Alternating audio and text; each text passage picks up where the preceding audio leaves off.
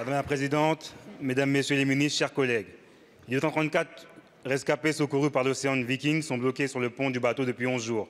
Depuis 11 jours, ils attendent de pouvoir débarquer dans un port sûr.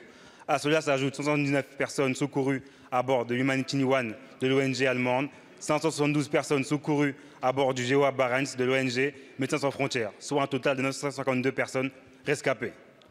J'aimerais dire à la collègue du Rassemblement national qui, du haut du perchoir de l'Assemblée nationale, croit pouvoir organiser les opérations de sauvetage en Méditerranée, avec la plus grande désinvolture et sans d'autre mérite dans sa vie que d'être né dans un pays en paix.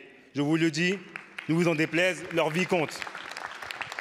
L'Océan Viking a adressé aujourd'hui sa 7e demande d'assistance aux autorités maritimes italiennes. Malte, tout aussi proche, n'a tout simplement pas répondu aux 3 demandes qui lui ont été adressées. Ce blocage de personnes est une violation grave du droit de la mer et l'évaluation du statut de la nationalité des personnes secourues ne doit pas retarder dûment le débarquement des survivants. Je ne peux que partager l'inquiétude de ces migrants à l'heure où la nouvelle première ministre italienne s'est engagée à bloquer leur arrivée des migrants en provenance d'Afrique.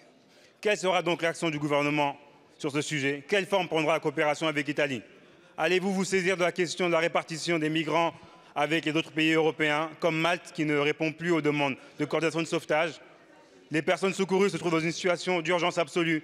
Les prévisions météo indiquent une détérioration significative du climat. Pas du tout. Ces violences...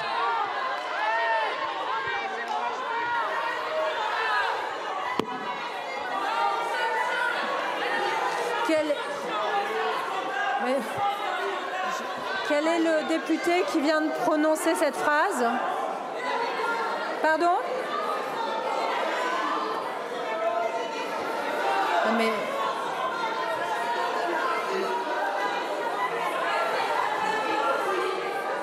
Non, mais c'est pas possible.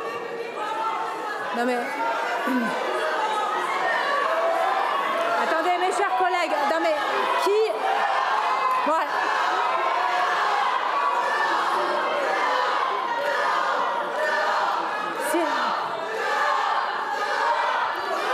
Je fais une suspension de séance de 5 minutes.